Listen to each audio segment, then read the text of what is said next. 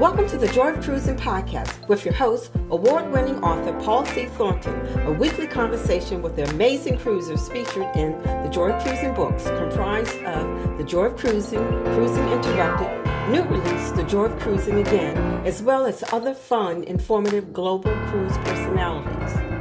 It's the next best thing to cruising, hearing about cruising from the unique and diverse perspectives of Paul's amazing guests.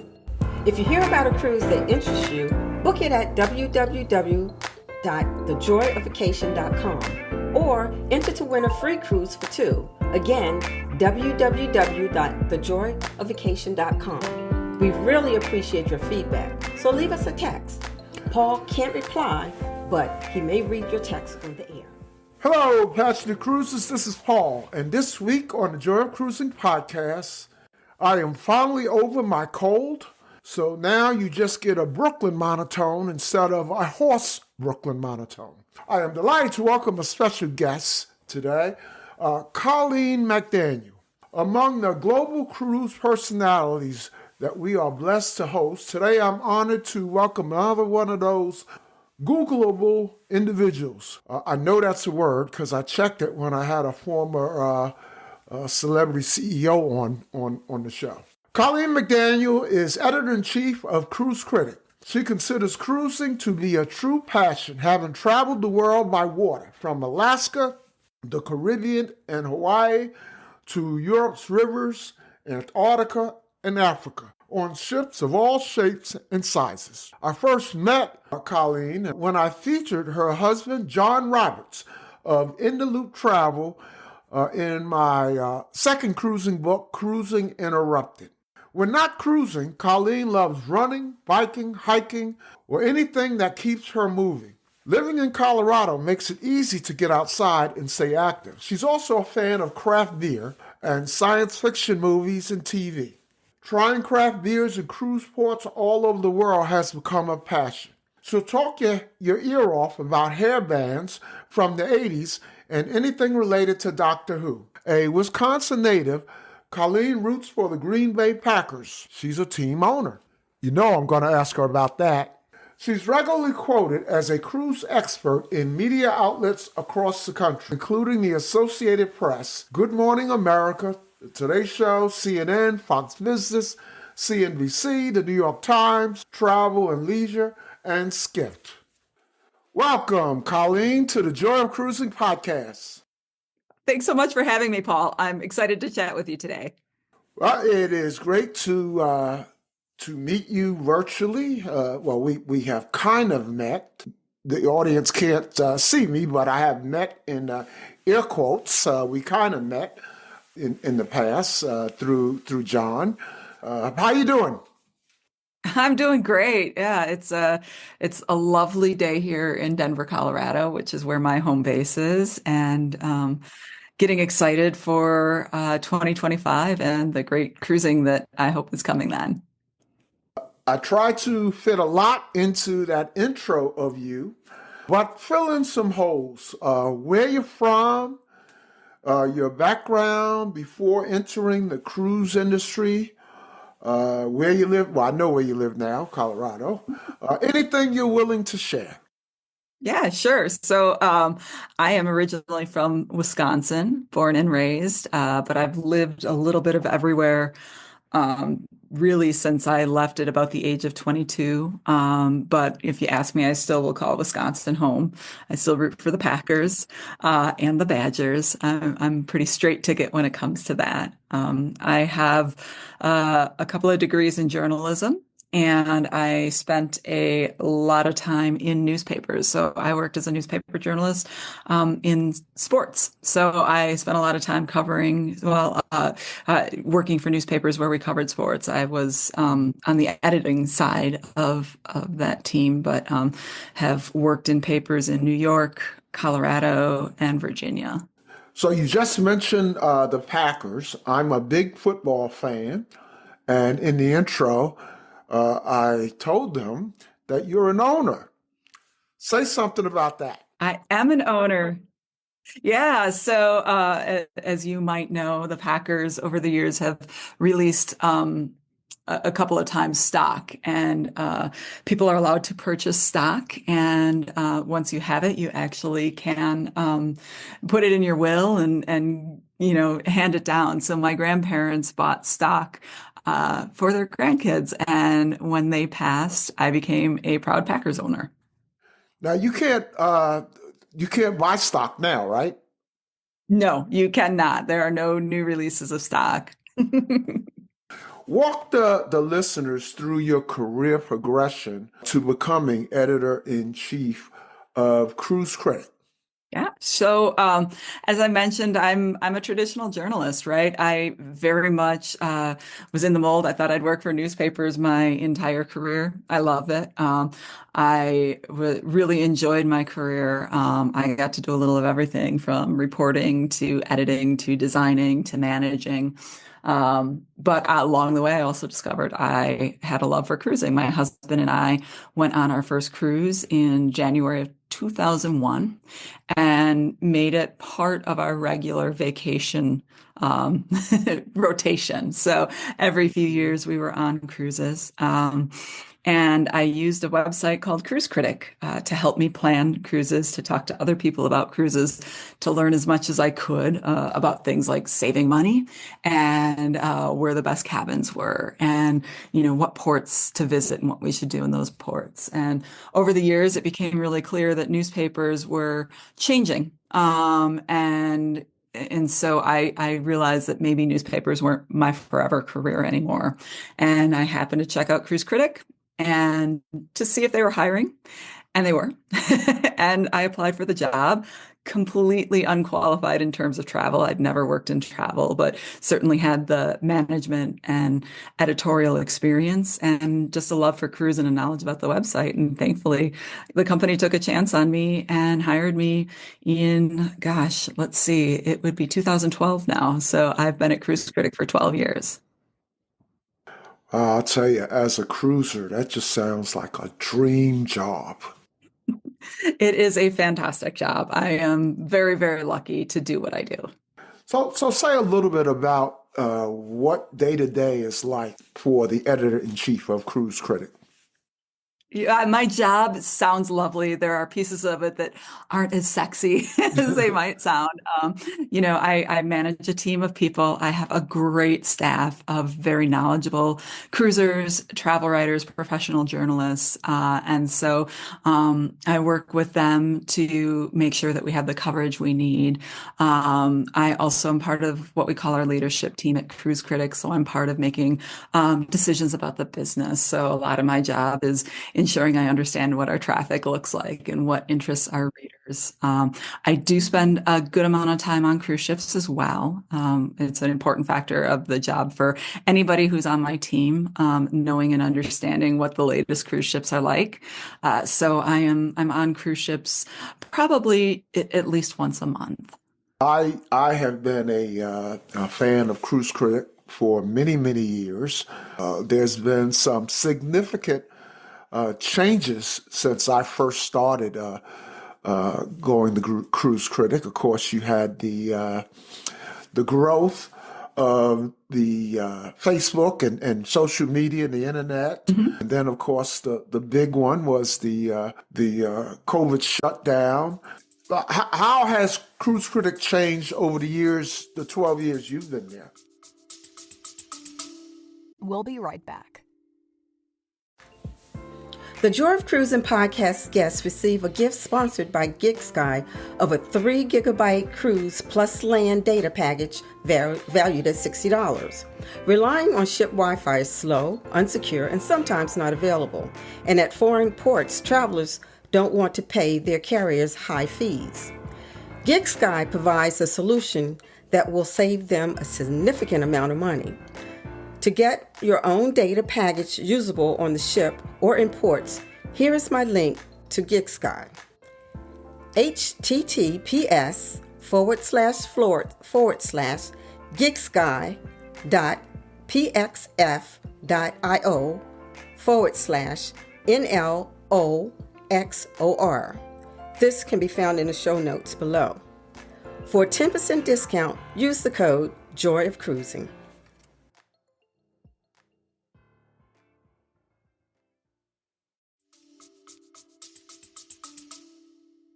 Well, I love this question, and I'm actually going to go back to before I even started because Cruise Critic is about to celebrate its 30th anniversary. So we are turning 30 in the fall of 2025. And so Cruise Critic actually started exactly as a lot of people think about Cruise Critic. It started really as a forums, as message boards where people could come together and talk about cruising. We added in an editorial component later on in the process, but the original Cruise Critic was just those message boards, and we have a lot of members who have been part of Cruise Critic for 30 years, and it's incredible their loyalty to it. We have, of course, added that editorial component where we're really trying to provide tips and tricks for people. Ship reviews is a big part of what we do, but the core of what we do is really trying to combine what we call the expert voice, which is my team of editors, with the voice of the real cruiser, because we have both of those. And I think it really helps people make effective decisions because they're really informed and they have a couple of pieces that they can sift through to really see if a certain cruise is right for them, or to learn a little bit about, a shore excursion, that kind of thing. So there has been a bit of an evolution. In the time I've been here, we certainly have redesigned the site, as many, gosh, I hope both sites are doing it in a 12-year period, to be more modern. We have really focused on trying to make the site more personalized so people can really find the content that suits them, and that's an ongoing piece of it. We continue to try and integrate that cruiser voice with the expert voice, because we do think that's our superpower, is the ability to combine those, and truly nobody else really does it effectively. I know it certainly brought me, and I suspect a fair amount of the listeners, a lot of solace during the cruise shutdown. I was climbing the walls for a year and a half, but I would turn to Cruise Critic daily for a sense of hope. What was it like on the other side for you guys during the shutdown? Yeah, it's a good question, and I'll tell you, it was tough. Like everybody who visits Cruise Critic, we are passionate cruisers. We love cruising. And so a year and a half of shutdown was difficult. But we really worked on changing our mission a little bit, that we wanted to make sure people had the absolute latest information about what the cruise lines were doing, about, what the government was saying, how that affected travel. And because we've got cruisecritic.com, of course, in the US, but for our UK listeners, we've got cruisecritic.co.uk, and even Australia, we've got cruisecritic.com.au. So we have three very specific geographies, and COVID affected each of those differently. And so we really tried to ensure that, no matter where you were coming into the site, that you had the latest information on what shutdown looked like, and what recovery looked like. We also spent a lot of time talking with the cruise lines very closely. We spoke with the movers and shakers in the business to really understand what they were doing with regular conversations. So we really had an idea of what was going on, and we could pass that information along to our readers. I have so much I want to ask you about, but there are two very recent events in your life I'd love to get your input on. First, the annual Cruise Critic Awards. A couple of surprises there. That's a big event for you. Talk about that event. Sure. Yes, we just came out with our annual Best in Cruise Awards. And this year we actually combined our two most powerful awards, and that is our Editor's Picks and our Cruiser's Choice. Traditionally, they ran at two different times of the year, but we've combined them all under the umbrella of Best in Cruise. And of course, the reason we did that is, as I was saying, that superpower, that place where people can look at what experts say versus what, regular cruisers just like them are saying. And so it's always my favorite time of year. The Editor's Picks component of that is picked completely subjectively. This is my my team getting together to talk through the different cruise lines and where we saw innovation, where we saw change. And we talk through a bunch of categories. We argue, we compromise, we come back, we relook at things. We talk to our core freelancers who are also out there on ships to make sure that we really have a full picture.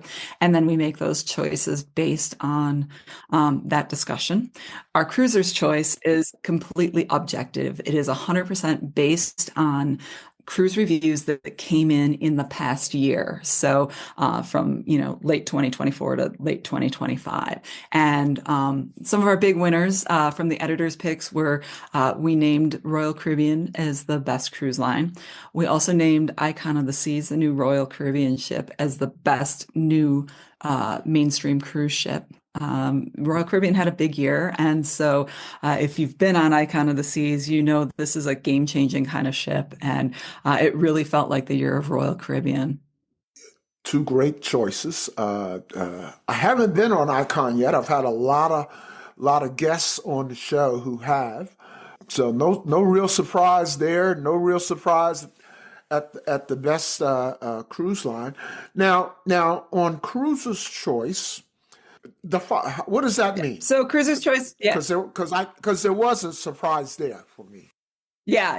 I think there probably were a few surprises for some people. So what we do is we take a look back at the reviews over the past year, and it's based solely on the highest reviewed cruise lines over that period. So, and we rated the top 4 in categories that include best mainstream, best river, best luxury, and best expedition. And our cruisers spoke loudly about their favorites. And I think the surprise you're talking about is probably our readers actually rated Margaritaville as the cruise line that they liked most over the past year. It had the highest ratings over the past year of any of the reviews on our site for that mainstream category. Yeah, that was a big surprise. I used to live in Florida, moved from Florida about 3 years ago, just as Margaritaville at sea was kind of getting up and running. And I know if I still lived in Florida, I would have gone on it by now because it was so easy to, I was 2 hours away from most of the cruise ports. And also they have, I understand, a pretty generous military program. And so I would be able to take advantage of that. But I moved, I'm up middle of the East Coast now. I'm in North Carolina. So I haven't yet had the opportunity to try Margaritaville at sea. But I was very surprised to see that one as number one. So cruise, so this category is strictly from user input, right? It's not. There's no editorial Correct, yes. Spin on it or editorial weighting. Right. It is 100% from our users. The editors have no say in it. It's really based on which cruise lines were highest reviewed over a period of time. Of course, there is a minimum, right? So there are minimum number of reviews required to be included. But yeah, it was the winner. And I think part of the reason it is the winner, you mentioned the military component, which they offer routinely great discounts, great appreciation for military. I think it's a great cruise value. It is value priced. They routinely run promotions like kids sail free. And so there's a real value component of it. They just added a new cruise ship. And so they have Paradise and Islander being the new one. And so people have a little more choice. They get to sail out of places like Palm Beach and of course Port Canaveral. So there are options. It's a good drive-to option for Floridians or anybody really living in that part of the country. And so there are a lot of reasons that I think people really like the product. Mm-hmm. Well, number 2 and 3 for Cruiser's Choice was Virgin and Celebrity. No surprise there. Those are my no surprise. And I think, those are lines. Yeah. I'm telling you, and Virgin has really taken the world by storm, right? They have come out and their ships are so well reviewed by our reviewers, people who visit the site. People appreciate the inclusivity of that line, the differences that the line makes, in terms of dining and entertainment. And it's really, people really love that cruise line. And of course, Celebrity is another one that's a perennial winner. And that sort of fits into that modern space. So people who are looking for something that is a little bit farther away from like the hustle and bustle kind of cruise, that they're looking for something a little more relaxed, a little bit more refined. It's a great cruise line for people. Yeah, I just got off of Celebrity a couple of weeks ago. I was on the Ascent and was looking to see if it would surpass my all-time favorite ship, which is a Celebrity Beyond. Of course, as you know, Ascent is almost a carbon copy of Beyond. I still give the edge, no pun intended. I still give the edge to Celebrity Beyond, probably just for sentimental reasons. My wife and I celebrated our 30th anniversary on Beyond on my that was my first Mediterranean cruise. So this just was a lot of special, a lot of, as I said, sentiment associated with that Beyond trip. But Ascent certainly did not disappoint. My next cruise on Virgin Voyages is not until early 26. It's on Brilliant Lady, so I'm gonna cheat, put you on the spot, and see if I can get any kind of intelligence from you about Brilliant Lady. Have you heard anything new? Yeah, so I think that it's going to be very, very similar to the other two ships, Scarlet Lady and Resilient Lady. And I think that it's a really great ship in terms of I love the way they've done the cabins. They're comfortable. They throw hammocks out on the balconies, which is a really nice touch. I think that their approach to what a traditional buffet looks like is different. It's a bit of a buffet food hall hybrid, and it gives you an opportunity to really try some interesting dining. I love the fact that there aren't really specialty venues on Virgin. Everything is included, and you can dine where you want and have the kind of food you want. So you can have Italian, you can have Korean, you can have vegetarian. They're really great for vegetarians. They're very veggie forward if that's the way you want to travel. And then their entertainment is really, really spectacular. It's different. It's not that traditional cruise ship entertainment. It kind of can take place anywhere on the ship. You might be walking by and all of a sudden entertainment breaks out, right? Like there's a conga line led by mermaids or something. So it's a lot of fun, and I think it's a really great cruise for people who want to get away from the kids, because of course it's adults only, and it does make a difference. So you don't have to, if you want to get away from the kids, you don't have to worry about kids underfoot fighting kids for the spot in the pool or whatever it is. This is an adults only cruise, and it feels that way. Any other surprises or notable winners from the Cruiser's Choice? Yeah, I think it's worth noting that Viking is a perennial winner, or at least mentioned in our Cruiser's Choice Awards year after year. They put out a very consistent product. I love that they were able to take, gosh, it's been almost a decade now, but take what they did so well on the rivers, and they created these ocean ships starting in 2015, that if you've sailed on a Viking river ship, the ocean ships feel familiar, but yet different. And they do such a terrific job. And then a few years ago, they added in their expedition line as well, with 2 expedition ships. And people really love their approach to expedition, which is you can have as hard or easy an expedition cruise as you want. They make it very comfortable. And that speaks a lot to Viking's great audience. But also, there is a space for that. Not every expedition line has to be, hiking 10 miles straight uphill both ways. There are other options. And Viking does a really nice job. And that consistency from product is something that our readers really appreciate. And we hear so often that people are sailing them on the rivers and then the oceans and then expedition because they just like the brand. The second recent event I wanted to get your input on is your recent cruise on Disney's new flagship, Treasure. We actually were going to record this session, several weeks earlier. And once I learned that you were sailing Treasure, I wanted to wait and schedule this interview or this conversation after and get your trip report. So give us all the glorious details. Yeah, so I just not even a week ago got off of Disney Treasure. This is indeed Disney's latest ship. As with all the ships, this is a very family-forward cruise line. And so there are families everywhere. But I'll tell you, it's also one of the things Disney does so well is they create adult only experiences. And so, you see a lot of people sailing Disney who are adult fans. They're not bringing kids, but they like Disney. And so it's a really unique combination. The ship is absolutely beautiful. From the second you step on board, you're in this grand lobby that is Aladdin themed.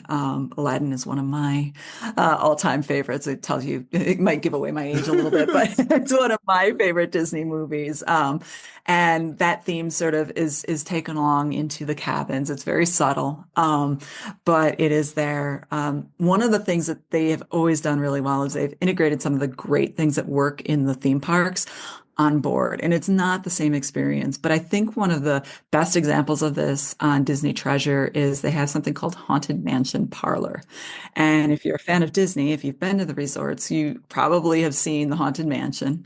It is creepy and a little scary, but mostly fun. I was speaking with the Imagineers just the other day, and they called the ghosts happy ghosts. And so there's a space on board Disney Treasure, this parlor, and it's sort of a condensed version of that ride. And, it has interactive paintings that, you look at them at one time and they look one way and then another time and they're different. And there's clearly a ghost there. And there's ghosts that come out of the mirrors. There's a ghost fish tank where, the bones of fish, squiggle their way up from, being buried under the sand. And the cocktails all go along with that Disney theme. You'll be, having a drink there, and all of a sudden sort of a show will break out where, maybe there's a ballroom dance that's happening. And it's a lot of fun. They also brought a jungle cruise themed venue as well to the ship. And if you're a fan of the Jungle Cruise, you might find some Easter eggs hidden in there, but it's a nice space for entertainment at night. The other thing I think is absolutely worth knowing is this is the first ship that is offering a theater production of Moana.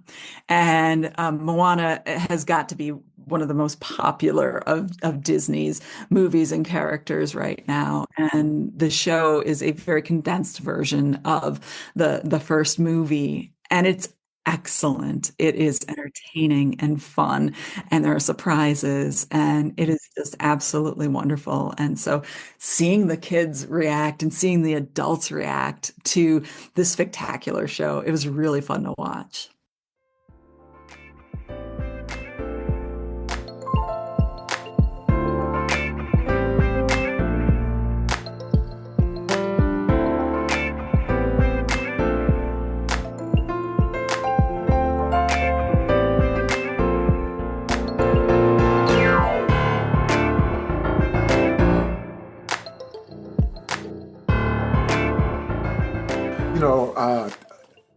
I traveled Disney years ago.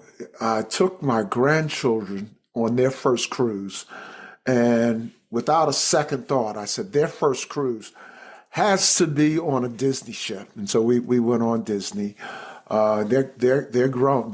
They're grown now, my grandkids, but I have to get back to Disney, and Treasure sounds like the one that will get me back. Yeah, you know what's nice about Treasure too is it offers 7-night sailings. So, if you're like me, 3 nights never feels like enough, but a lot of Disney cruises are 3 or 4 nights. But Treasure offers strictly 7-nighters, and it's that's a nice option. The other thing about I want to say about Treasure. So I wrote I think it's in my third book, The Joy of Cruising Again. I wrote a little essay. It was kind of tongue in cheek, but in the back of my mind, it was pretty serious. I predicted. I called this. I think the essay was called "The Theme Parkification of Cruise Ships," and I predicted, and I did it in such a way that you couldn't tell if I was serious. I predicted that by the end of the decade, there would be a cruise ship that would be a full-fledged theme park, and I know that's a little bit of hyperbole, but I was looking at a headline the other day, and it said Disney Treasure, a theme park at sea. So I felt kind of reinforcing what I had said. I know it's not a theme park at sea, but it was good seeing that headline. So let's go way back, Colleen. Let's talk about cruising. I always ask guests to recollect their first cruise. You just alluded to it. It was with John, and I actually wrote about it in my second book, Cruising Interrupted. But tell us about your first cruise. When, what ship, and initial impressions of cruising. Yeah, so this was 2001. We sailed on Carnival. I'm gonna mess this up. I think it was Sensation, out of New Orleans. It definitely was one of those fantasy class ships that sadly no longer exists, but that was my first cruise experience. It also was truly my first like adult vacation, that I was taking, and so we absolutely fell in love with it. It was a Western Caribbean, pretty standard Western Caribbean itinerary, visiting places like Cozumel and Costa Maya and that kind of thing. And we just really fell in love with the ease of it. We got an inside cabin like many, many people do. I slept amazing because that inside cabin is so dark and wonderful. And I just remember the freedom we had to sort of do whatever the heck we wanted to do whenever we wanted to do that. And I love that about cruising. I went in pretty naive. I didn't know what was covered in the cost of cruising or not. I remember getting handed a drink on that first day on the deck and thinking, oh, free drinks. That was the case. I have learned. But we also did the midnight chocolate buffet, which most cruise lines I think have done away with. But we walked through that thing, and it was a slow night, and they were like cutting cakes in half and handing them to us because they're like, we don't want to throw them away, and my husband can eat. And so anyway, and it was great. And we sat at a table. We had set dining because in 2001, most cruise lines really didn't offer that, dine when you want option. Right. But we were sat at a cruise line with 3 other couples, and there were a couple who were young and a couple who were, kind of new together. And we had a really great time and came away thinking, boy, that was so fun. We loved the value of it because it was at a time where, we were still, fairly early in our careers. And so the value of it was really exceptional. And I learned a lot. We ended up going on another cruise not too much later to celebrate a friend's birthday. And after that, I'm like, this is great. I forgot how much I like cruising. And we started trying to really do it more regularly. But that first cruise was with Carnival, and it has a special place in my heart. And I really, really loved it. So it sounds like you were pretty much hooked right away. Right away. Yeah. It was, you know what I really love, and this is something I still tell people. I love the simplicity of it. You, at the time we booked brick and mortar travel agent, we went and found a travel agent. She helped us do all the bookings. And once it was booked, there was nothing else we had to do. We showed up at the airport with our tickets. We showed up at the port in New Orleans, and everything else was taken care of for us. We didn't spend a ton more money. We, explored did shore excursions independently because we just didn't know there were other options.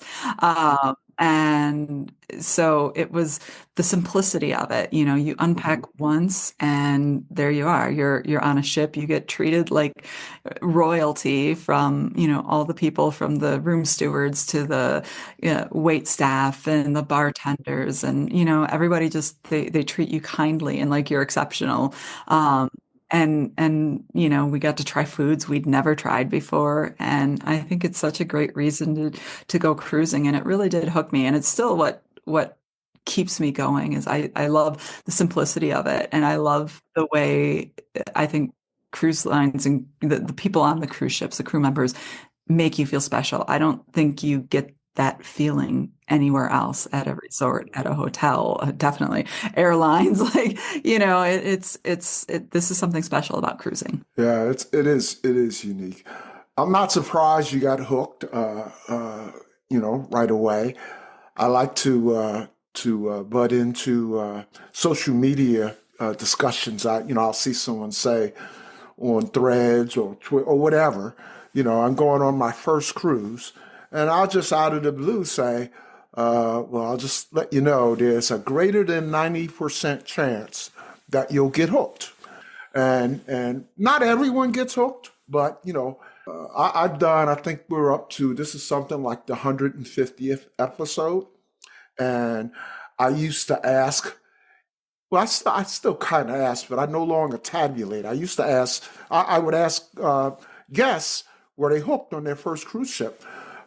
Because I surmised before I started tabulating this that 90% get hooked on the first cruise ship, and so I actually empirically did a little study, and it's actually closer to 95% of people who take their first cruise get hooked. And even those that don't get hooked, it's usually like I've run into people who their first cruise was their honeymoon, and they're still, their mind is elsewhere, and so it had to grow on them.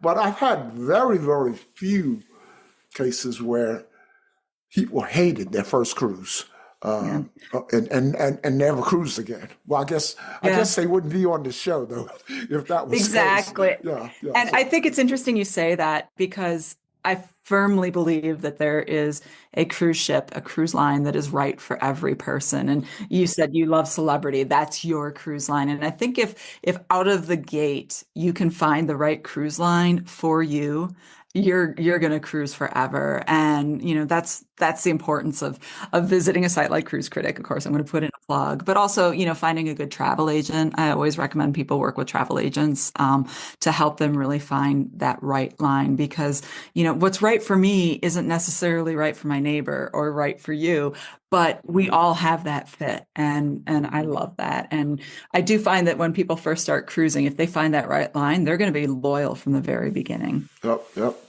Now, you go on some amazing cruises. I know that this is difficult, but let me put you on the spot. Share with us a few highlights of your most memorable cruises. You bet. I'll start with Alaska because it's still probably my favorite destination in the world. And I have done Alaska by big ship and by small ship, by luxury ship. I could go to Alaska every year if I had the opportunity. I love it. I think Alaska is a really special place, and I know a lot of people, when they're looking for cruise, they start with warm weather. But to me, Alaska is something that's really special. I think that a lot of the big cruise lines do that very well. I think if you're somebody who's looking to be, really active and hiking and all that stuff, there's some great expedition lines that do it very well. Our editor's pick this year for Best in Alaska for Expedition was Uncruise Adventures. And that is, hey, that's hiking. They call it bushwhacking and kayaking and really active days where you're really into Alaska. The big ships offer gorgeous scenic cruising, which is amazing through places like Glacier Bay, and terrific shore excursions that you're going to create memories of a lifetime. So no matter how you go, there's an option for everybody. But I think that people, if they go to Alaska, they're going to come back hooked. So that's my favorite place to go to over and over again. That's one thing we share in common. That's my favorite destination. However, I've only been once. You've probably been double digits to Alaska, but I've been a few times. I don't know if I've hit double digits yet, but I'm probably close. I like I said, I could go every year. This year I was fortunate to be able to go twice. I went once on a vacation there, and then honestly a couple of weeks later for work, and it was. I could have gone the third time. I do love it. I think it's really special. I've never repeated a cruise ship, and I don't generally repeat destinations. But I'm like you. I could go to Alaska every year, and even the one time I went to Alaska on that same cruise was a wonderful itinerary, because on that same cruise I went to another dream destination, which was Hawaii. So it was a Hawaii to Alaska trip, but yeah, I loved Hawaii. That's amazing. But on the plane home, we committed to returning to Alaska. I recommend it to anybody who asks if they're looking for something special. It's a great vacation, whether it's for a couple or for family or for extended family or friends. It's a good destination. You will come away feeling like you witnessed something pretty amazing.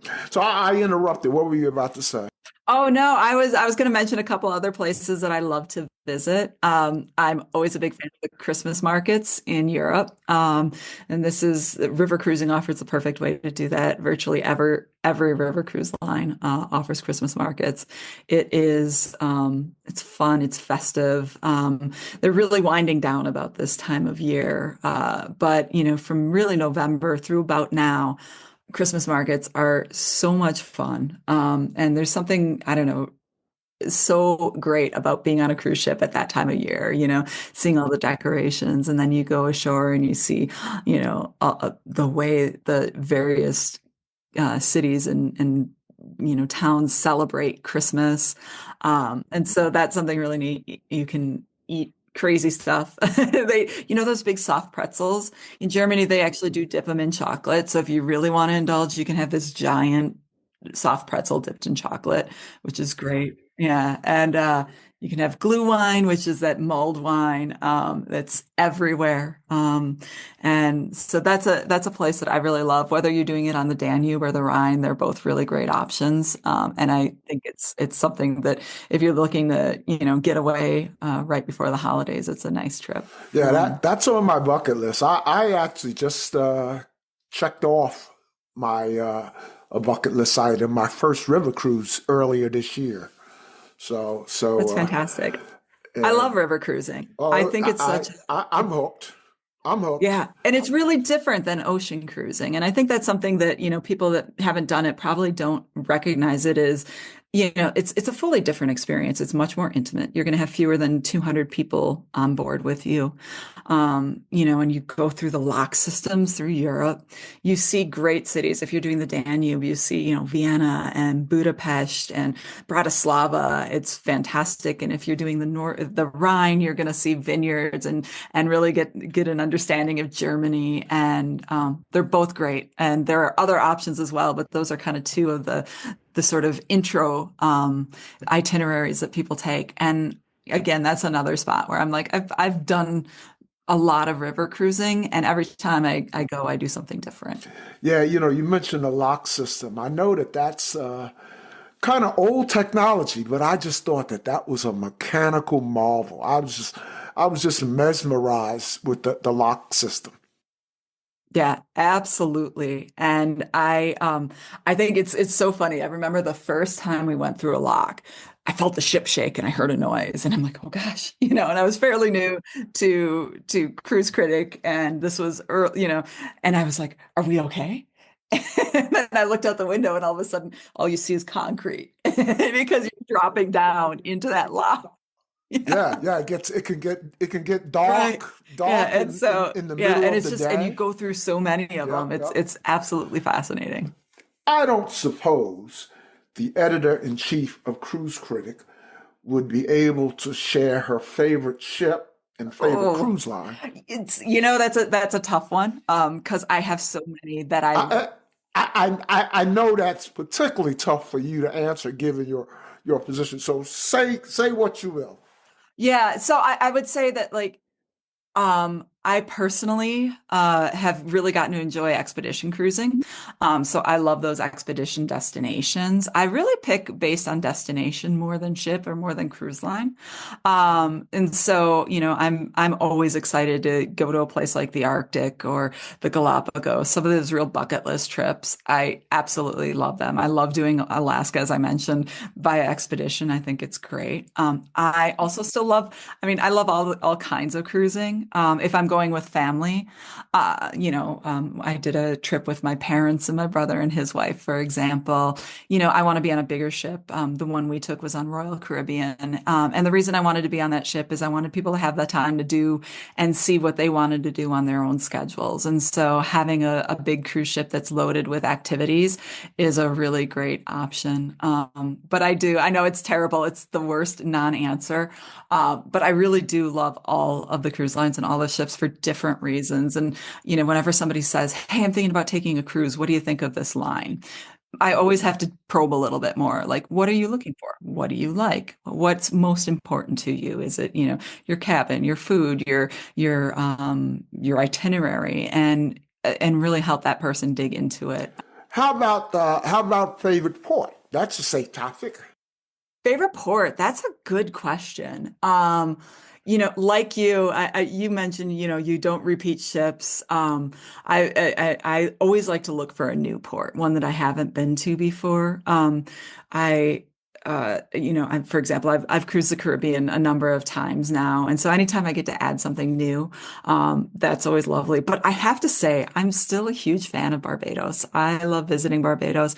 I think it's beautiful. If you love the water, if you love being in the water, to me, it's one of the best spots in the Caribbean. So if you're looking for an itinerary in the Caribbean, I always recommend looking for Barbados. I think it's a spectacular port. And then if you're looking in Europe, I've really taken to some of these Norway cruises that a lot of the cruise lines are offering now. So Flam, I should say, Flam is one of my favorite ports in Europe. So if you're doing a cruise that's like, Northern Europe, Iceland, or Norway, that's a terrific cruise port. And of course, Venice is a favorite of mine. So if you're doing the Mediterranean, Venice is something that, it is as special as everybody says it is. It's beautiful. There's a lot to do there. The architecture is great. The food's incredible. So I named three, but at least they're in three different areas. Now, let me ask you this. This is not asking your favor or anything, so no one will be, don't have to worry about stepping on anyone's toes. But what's the most, I've never been on, I've been on a lot of mainstream cruise ships. I've never been on any luxury or ultra luxury. What's the most luxurious cruise you've been on? Ooh, well, I think that depends on your definition of luxury, right? I think traditionally when people think luxury, they think of, marble everywhere, crystal, brass, like very opulent finishings on ships. But what we're really seeing is a trend in luxury lines of sort of that understated luxury. So for me, luxury really feels like that exceptional personalized service, where you walk on board and they already know your name and that your favorite drink is a Negroni and that you are a fan of craft beers, that kind of thing, that your favorite dish is your mom's meatloaf. And if you have your mom's meatloaf recipe, they'll make it for you. That's luxury, right? So, Wow. yeah, I think if you're looking for that opulent, beautiful, those ships that you traditionally think of for luxury because they've got marble as far as the eye can see and amazing finishes in the bathrooms, Regent Seven Seas springs to mind for that. If you're thinking about service, Crystal is a great brand for service. As a matter of fact, we just named them best for service in our luxury category, Okay. year in a row. Their service is, I'll tell you a quick story because I love this story. I've sailed Crystal twice in my life, and once was before the pandemic. And then once was after. And in between, Crystal changed brand ownership. The original Crystal had gone out of business and was, purchased by the A&K team. And so, anyway, one of the things that they did when they brought back Crystal is they made a point of bringing back as many crew members as they could who had previously worked for them. Again, I've only sailed Crystal twice, and I walk on board, and the first person I see by the elevator is a crew member, and he looks vaguely familiar to me. Like I'm like, I think he was at my last sailing, and he looks at me and he goes, "Ms. McDaniel, I'm so glad to see you. I'm so glad you're back. How have you Oh, been?" wow. And we're talking years between. And I got that kind of reaction over and over again on Crystal. So, when you're talking about that really personalized service, I don't know how people do that. I don't know how the crew members on Crystal do it, but it's really special and it's really genuine. It's not, I don't imagine that they're sitting there studying passenger faces and checking to see if they were on it. I think he just genuinely remembered me. And that was super touching. So I think that's a really fine example of that luxury experience. I also just got off Explora 2, which is a new brand in the luxury space. It's actually owned by MSC. And what I think they do brilliantly is the ship is set up, really, it feels like a boutique hotel. Very modern hotel. It doesn't feel like there's no main dining room. There's a gorgeous grand atrium area with music and stuff. But what they do very, very well is food. And again, this is another one we just named them best in dining for that luxury category.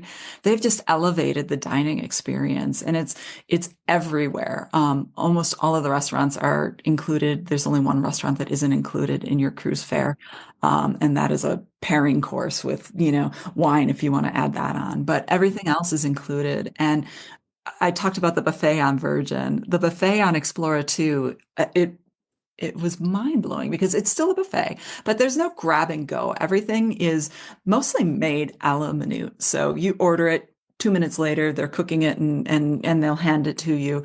But they have like an incredible sushi bar, and they do have a sushi restaurant on board, but the sushi bar at the buffet is excellent. They have a bar at night and it changes. So Wow. one night it's oysters and crab claws, and the next it's crab legs and I don't know, clams. They change it up, and it's a gorgeous space too. So I think food is something that is becoming more and more important to people, and the luxury lines in particular are really responding by coming up with creative ways to do food, creative ways to serve people new things that they haven't tried before. And so it's a lot of fun to get on board a ship like that and sort of stretch your taste buds a little bit.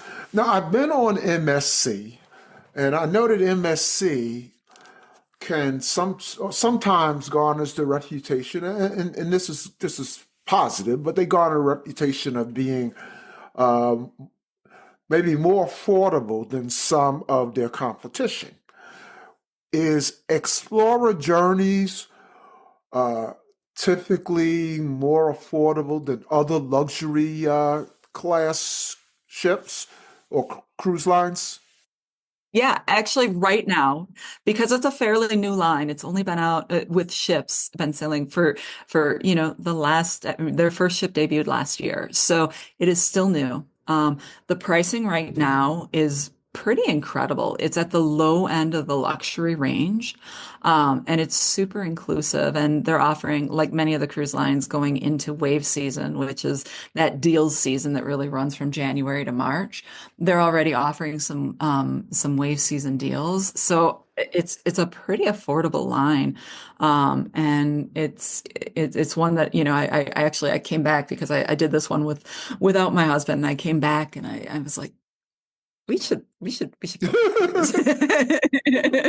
you know, because it was a really nice experience. And I will say too, this is unusual. I don't usually do back-to-back luxury, but right before that, I had done this amazing trip with Seabourn, and I took my brother on that one, and it was like it's just They do, again, service really well. And there's a really intimate feeling on those seaborne ships that is so nice. Of course, they do caviar anytime you want it. So if you love caviar, you can be like, oh, it's breakfast. I would like some caviar. Oh, so I did Seabourn Quest right before I did Explora 2. And it was really fun to compare because Seabourn has kind of this traditional luxury, which is, lovely service. You have two people who service your room, and they leave you little surprises like, oh, you look like maybe you want a nice bath today, and they'll draw you a bath, or there's these just little surprises, and it's really great, and it's sort of neat seeing the two spectrums of luxury back to back because they're both really great products, but for different people, right? And so that's something I really love about cruising in general is you can have products that are, remotely in the same category, but are truly two different experiences that are going to appeal to two very different people. Well, I've got some research to do because you just caused Explorer Journeys to move way up my list. And I do have a bucket list item to go on a luxury cruise. I still want to go on, a Crystal or a Regent. But I think before I do any of those, I'm gonna get on Explorer Journeys. You sold me. Well, definitely check them out right now because the pricing is pretty. It's designed to bring in cruisers and introduce people to the brand. And I don't know how much longer they'll be pricing it the way they're pricing it. But it is, like I said, I was taking a look and comparing them with some of the other brands out there, and it is on the low end, and not because it's a lesser ship. It's simply because it's a new cruise line, and they're offering prices to entice people to try them out. Let's talk a little bit about the future. What cruises do you have coming up? I've got Celebrity Apex coming up next month. So this is actually one of my favorite ships, also very similar to your favorite ship, Beyond. I love the modern approach that Celebrity has taken to this whole class of ships, which is that Edge class of ships.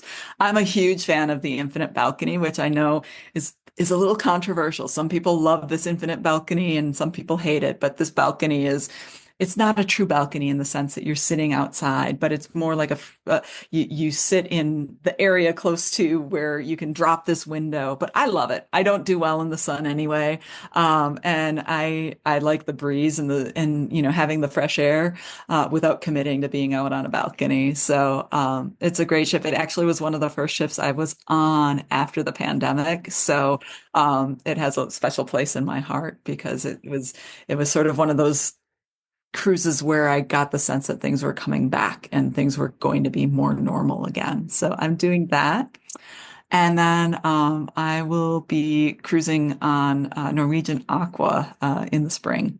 And that is the latest ship from Norwegian Cruise Line. And it follows in the vein of Viva.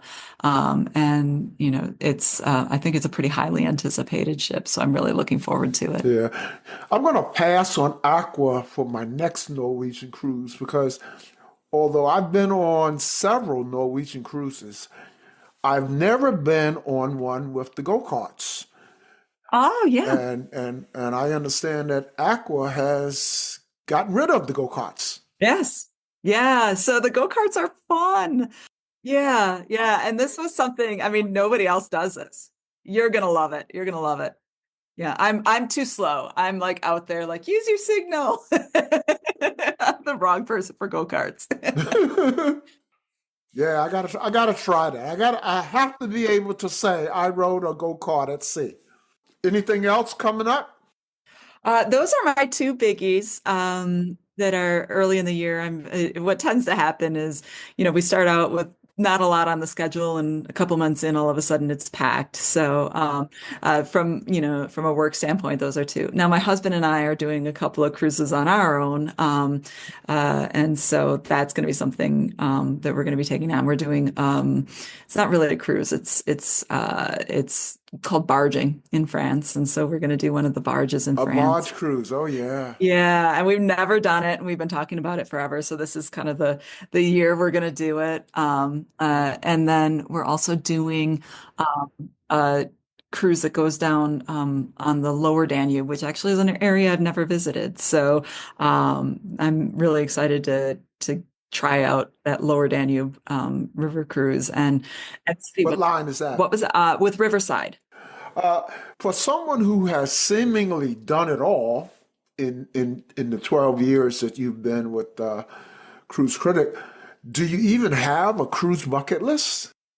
I do. There are many places I haven't been to, and so I really do want to visit some of those. One that really stands out to me is the Baltic states. I've never done cruises in Latvia, Lithuania, Estonia, and I hear that's just a really fabulous cruise. Unfortunately, itineraries for that have changed a little bit because of the ongoing conflict in Ukraine.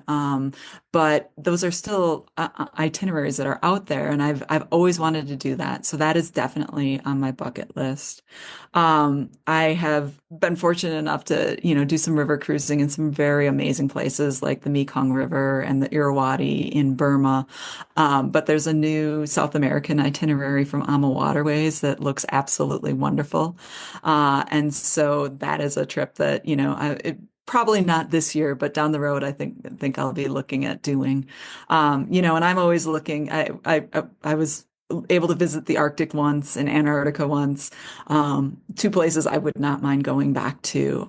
They're really incredible, and I'd love to spend a little time in Greenland and really exploring Greenland and understanding, more about the culture and the indigenous people there and learning more because I was on this Arctic cruise and we were supposed to go to Greenland, but as can happen on any expedition cruise, weather can prevent that from happening. So, my experiencing touching Greenland was literally like touching a rock. And I'm like, okay, I've been to Greenland because I've touched this rock, but I'd like to actually learn about the people more and spend more time with them. So that's something that's really exciting to me. And the North Pole. That's another one that's up there. I swear it's not just cold weather destinations, but cold weather cruising is actually really wonderful. So for anybody who's like, I would never do that. It's actually spectacular. It is. The scenery is incredible. The wildlife is amazing. The ice, like it sounds really strange, but the ice is unbelievable. Whether it's a glacier or an ice flow, it's really something that it's spectacular. So those are kind of my bucket list right now. Okay. Before we let you go, Colleen, I know that you are extremely busy, but we usually ask our guests some light or even fun questions, and senior executives like fun too. So, just a couple of quick ones for you. This first one is a softball. It's just so that I can add to my list, and I get some great ideas from guests. What's your favorite cruise drink Ooh. and cruise food? Ooh. Yeah. So I mentioned a Negroni earlier because that's become my favorite cruise drink. I actually don't drink it anywhere else, but it feels very Mediterranean. And so for some reason, I gravitate toward that on board a cruise. I really enjoy that. Of course, I'm like you. I don't drink it anywhere else, right. but I got that Negroni. I had never heard of it. I got that from this part of the podcast. Yeah. Someone said Negroni, and so my next cruise, I ordered a Negroni. I'm telling you, it's a great cruise drink. But just don't drink too many of them because they are dangerous. There you go. And cruise food, whew. You know what? I love a great steak. I don't tend to eat at steakhouses ashore, but on a cruise ship, I love to go to a great steakhouse and just the whole experience of it. That is something that I don't tend to do when I'm home, and so I love a great steak, and with all the sides and all the good stuff that comes with it. That feels really special and very cruisy to me. So you're a specialty restaurant person. I love a specialty restaurant, but I also love a main dining room. And I always will try, like Carnival, for example. One of the things I love about Carnival is on the menu, they like actually identify, for the adventurous kind of those things. So, if they're offering alligator, I'm going to try it, right? And so I'll always try something that I haven't tried before. And that I think is what is really great about cruising. And especially at the main dining room, if you don't like it, it's okay. You can order something else. And so that is another thing that I really love about cruising. So I like to challenge my taste buds a little bit when I'm on a ship. Being a world traveler, I only ask this question of world travelers. What's the most exotic dish you've tried in your cruising? You know, I will say that when we were on, we did a Mekong River cruise. And I got two stories. One was actually a pre-cruise thing that we booked on our own where we did a street food tour in Cambodia. And I tried things I'd never tried before. It was incredible. We tried, amazing things like all the various fruits. I've never tried a lot of these fruits, and so that was wonderful. And then I tried things that I wasn't sure what they were, or things I knew what they were. Like we ate tarantulas and scorpions and things like that. But my favorite dish was something called fish amok. And it was absolutely beautiful. And we had it at, a really casual kind of restaurant in Cambodia after eating so much food doing the street food tour anyway. But it was kind of the way to finish the night. And then we were able to enjoy it on the cruise ship as well. It was a dish that they made and it was excellent. And ever since then, I've been really looking to find fish amok here in the States, and I haven't found that dish yet. What kind of dish is it? It's fish. It's a fish dish, and there's like a vinegary flavor to it, and a lot of really fresh herbs and rice, and it's just lovely. It's a really good dish. It's delicate, and has the lemongrass flavor that is just so quintessential to the area. So it's a dish that I keep looking for. I love asking that question, and I will tell you that your answer kind of jived with John's. I asked John that question, and for him, it was scorpions on a stick. Yep, that was we both did it. I'm not saying we'll do it again, but we both did it. Yeah, I love some of the answers that I get to that question. I've heard alpaca meat, Ooh. kangaroo meat, monkey brains. Ooh, boy. Yeah. And I have some more, but I'll spare you.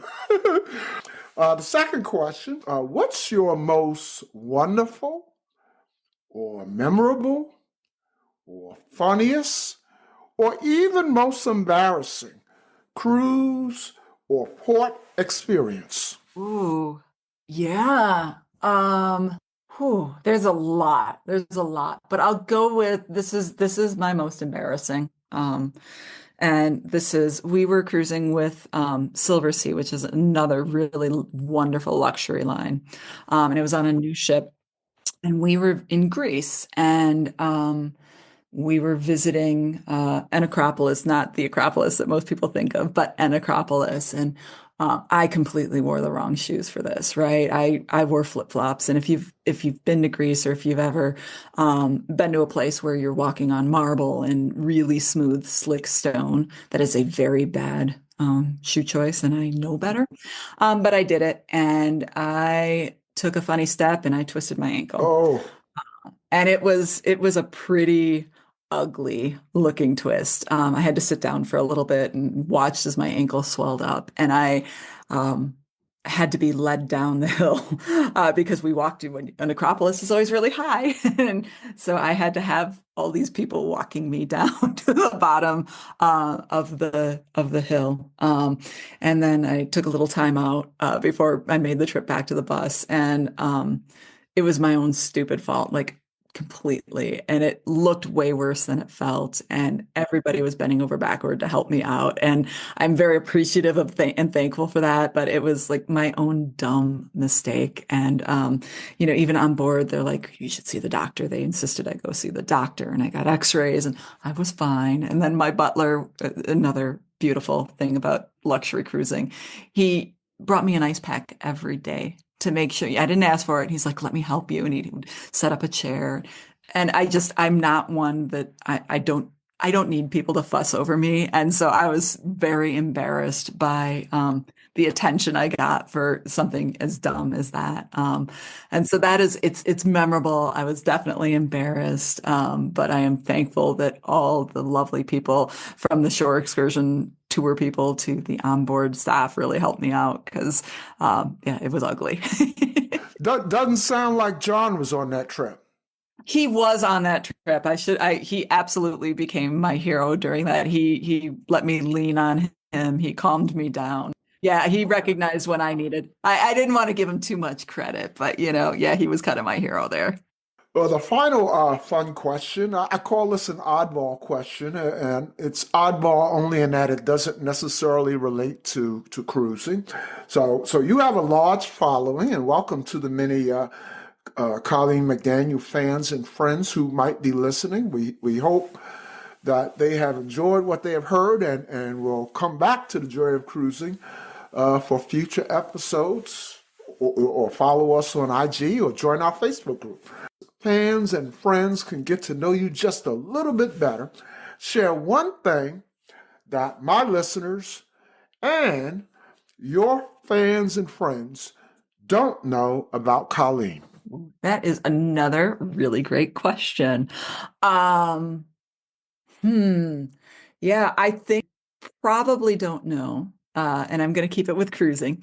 But one of my favorite things that occasionally happens on cruise ships is a sort of a merging of my former life in sports with my current life in cruise. And I've been able to participate in some theme cruises, there was an NFL themed cruise that I did, and it was actually paired with soccer. And that brings a lot of joy to my life Wow. because as much as I loved cruising, I absolutely loved my former vocation as well. And so anytime an opportunity like that comes up, I'm like, ooh, this could be really fun. And that one was really great. I met some fantastic people, including Julie Foudy, excuse me, from the world of women's soccer, and she was absolutely fantastic. I got to try on a Super Bowl ring.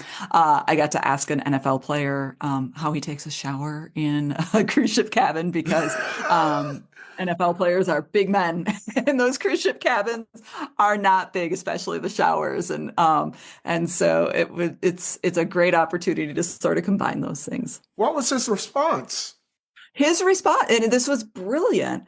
He's like, you have to take it in shifts. So you step into the shower and you get wet, and then you bring out soap and you soap up outside of the shower, and then you go back in and you rinse off as much as you can. And you have to do your body in parts because, this was a former offensive lineman too. So, Oh, wow. So that was small something like 300 pounds.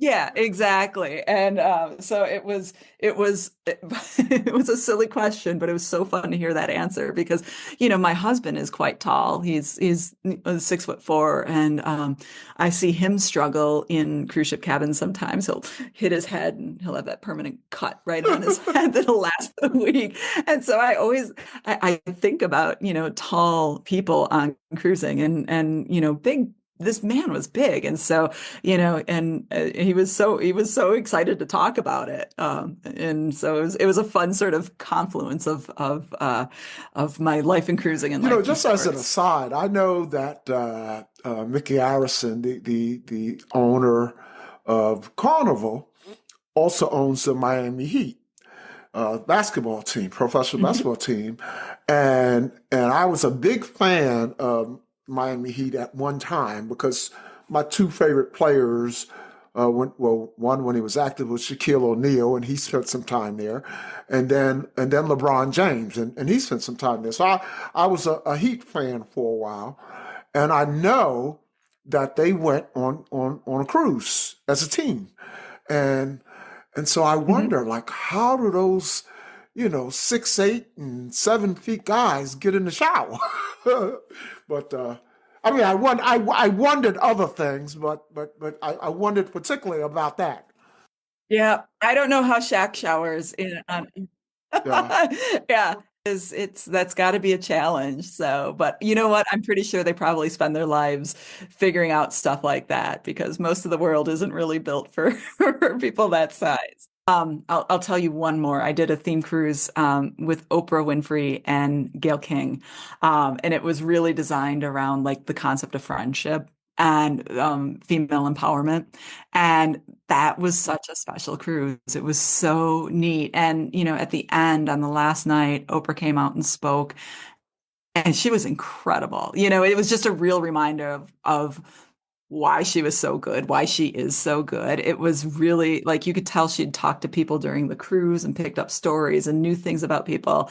And I also have a whole new respect for Gayle King and all the work that she does, because she's a really smart lady who is super social. And boy, people went crazy for her too. Well, Colleen, it has been great talking to you. Thank you so much for taking time out of your schedule to come on the Joy of Cruising podcast.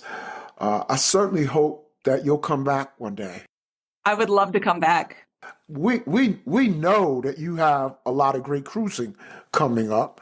That's something that's evergreen for you. So you consider that you have an open invitation. Oh, fantastic. Thank you so much, Paul. It's been so much fun chatting with you. Well, all the best to you and Cruise Critic in your future endeavors. And as I like to say, we'll see you on the ocean. Yeah, thank you so much. You too, Paul. And John says hello. So. The Joy of Cruising and Cruising Interrupted, each $16.99 plus shipping, and new release, The Joy of Cruising Again for $18.99 can be ordered at the link on thejoyofcruisingpodcast.com. For each of the 3 books, use the discount code Joy of Cruising Podcast and get $4 off. The Joy of Cruising books are also available at Amazon. Order the ebook at Amazon or your favorite online retailer. Stay in touch by joining the Joy of Cruising Podcast Facebook group or following the Joy of Cruising Podcast on Instagram. We're constantly adding new shows. Please leave a review and tell a friend about us. We hope you enjoyed this brief escape to the ocean. See you next week.